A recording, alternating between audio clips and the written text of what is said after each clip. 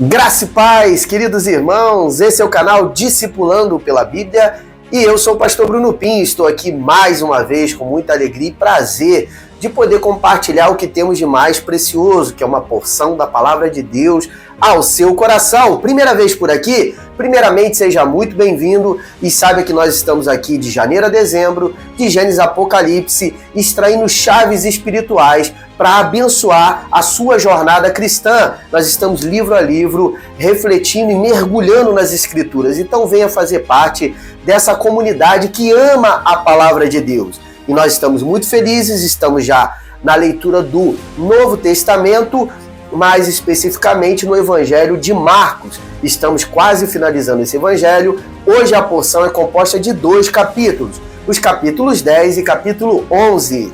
E na porção de hoje nós veremos 2 capítulos que nos mostram o coração do Evangelho. Jesus nos ensina que o reino de Deus, ele pertence aos humildes e que a grandeza está em servir a este maravilhoso reino de amor. Ele é o rei que entra em Jerusalém, não assentado num trono, mas sim montado em um jumentinho. Prepare-se, pois esses 2 capítulos vão desafiar o nosso modo de pensar sobre poder, fé e entrega.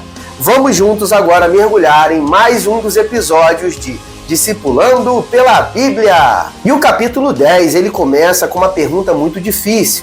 Os fariseus acabam testando Jesus sobre a questão do divórcio.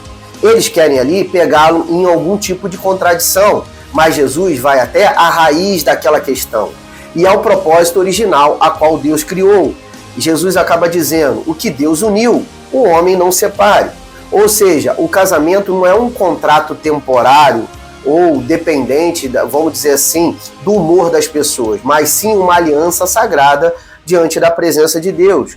Jesus não fala ali para acusar, mas sim para restaurar a dignidade do amor e da fidelidade dentro do casamento, deixando bem claro, dizendo que as razões para o divórcio, uma razão bíblica, é no tocante à questão da traição. Isso sim, Jesus ele acaba dizendo. E logo em seguida, trazem crianças para próximo de Jesus, mas os seus discípulos tentam impedir a chegada dessas crianças. Mas Jesus se indigna e diz: deixem vir a mim as crianças, porque delas é o reino dos céus. E ainda acrescenta: quem não receber o reino como uma criança, de modo algum poderá entrar nele. Que lição muito poderosa que Jesus deixa ali para os seus discípulos, de que no reino de Deus a simplicidade e a confiança valem muito mais do que status e conhecimento. A fé infantil é a fé que agrada o coração do nosso bom Pai. E mais adiante encontramos a figura de um jovem chamado de um jovem rico, um homem que era sim sincero, moralmente correto, mas preso aos bens materiais dessa terra. Ele pergunta a Jesus: o que devo fazer para herdar a vida eterna? Jesus o olha com amor e acaba respondendo: vai, vende tudo o que tens e dá aos pobres, e terá então um tesouro no reino dos céus, e depois vem e me segue. Mas o homem acaba saindo muito triste porque ele era detentor de muitas riquezas.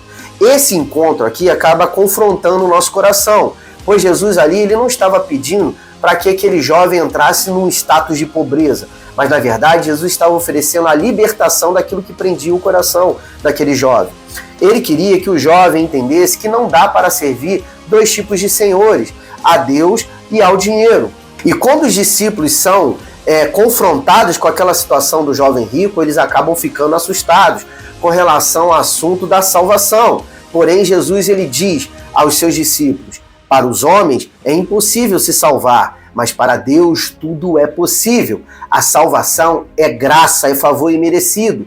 E só Deus pode acabar transformando o coração dos homens. Pedro, o apóstolo, aproveitando o gancho da conversa, ele então relembra: Senhor, nós deixamos tudo para te seguir. E então Jesus promete: ninguém que tenha deixado casa, irmãos ou bens, por amor de mim e do Evangelho, deixará de receber 100 vezes mais.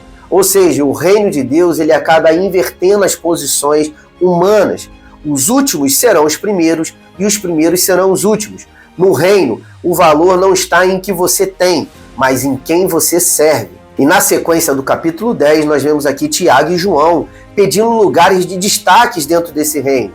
Mas Jesus responde: quem quiser tornar-se grande entre vocês, seja o servo, e quem quiser ser o primeiro, seja o servo de todos.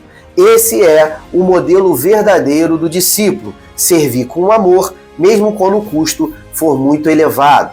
E o capítulo 11, ele marca o início da última semana de Jesus em Jerusalém.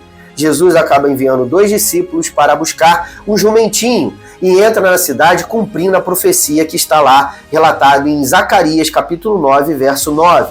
Eis que o teu rei vem a ti, humilde, montado em um jumentinho. Que coisa extraordinária! A multidão então acaba estendendo capas e ramos de palmeiras e começa a gritar: Hosana, bendito o que vem em nome do Senhor. Isso é uma cena incrível, maravilhosa. Ali é o prenúncio da chegada do Messias no meio do seu povo. O Rei dos Reis entra sem exércitos, sem pompa, apenas com humildade e amor. Ele não veio primariamente para conquistar territórios, mas sim conquistar os corações do povo. E na sequência, Jesus entra no templo e expulsa os cambistas e os vendedores, dizendo: a minha casa será chamada casa de oração, mas vocês as transformaram em um covil de ladrões. Uma palavra muito dura e direta no coração daqueles hipócritas que estavam utilizando da religião para se enriquecer, para enriquecer às custas da fé das outras pessoas. O templo, então, simboliza um grave problema. Por quê? Porque ali é uma aparência, mas sem frutos evidentes, frutos dignos de arrependimento. Jesus, ele está buscando autenticidade e não uma religiosidade hipócrita. Deus não se agrada de rituais belos se não há uma vida verdadeira no coração do povo. No dia seguinte, ao retornar a Jerusalém, os discípulos veem uma figueira seca, a qual anteriormente Jesus tinha amaldiçoado porque não tinha fruto. E Jesus ensina: tendes fé em Deus. Tudo que pedires em oração, crede que o recebereis, e assim será convosco. Mas ele também acrescenta, ensinando aos seus discípulos: quando estiveres orando, perdoai se tens alguma coisa contra alguém. Então aqui nós vemos que a fé que move montanhas é inseparável de um coração perdoador. Sem perdão, a oração perde a sua eficácia e sem amor, a fé não frutifica. E nos capítulos 10 e 11 do Evangelho de Marcos, nós vemos aqui, na verdade, um convite para que nós possamos olhar profundamente para o coração do discipulado. Vemos aqui 3 mensagens que ecoam muito fortes no nosso coração. A primeira mensagem é: o reino de Deus é para os humildes. Quem se faz pequeno diante de Deus é exaltado por ele. Aleluia! Segundo ensinamento é: seguir Jesus exige uma entrega total. Como o jovem rico, nós somos confrontados diariamente a soltar tudo aquilo que aprisiona o nosso coração. E terceira e última mensagem é: o verdadeiro rei, ele reina servindo. Ele aqui, Jesus, acaba entrando em Jerusalém de forma muito simples e humilde, porém muito poderosa também, lembrando-nos que a vitória vem sempre pela obediência e pelo amor. O convite hoje é esse: deixe Jesus reinar sobre o seu coração. Ele não vem com imposições, mas com ternura, e onde ele reina, há paz, fé e fruto verdadeiro. E se esse vídeo edificou profundamente seu coração, não se esqueça de deixar o seu like, de se inscrever no canal e de compartilhar essa mensagem com alguém que precisa ouvir uma palavra de esperança. E nos comentários desse vídeo, não deixe de destacar, de escrever aquilo que mais te chamou a atenção. Deus abençoe vocês e até o próximo episódio de Discipulando pela Bíblia. Shalom!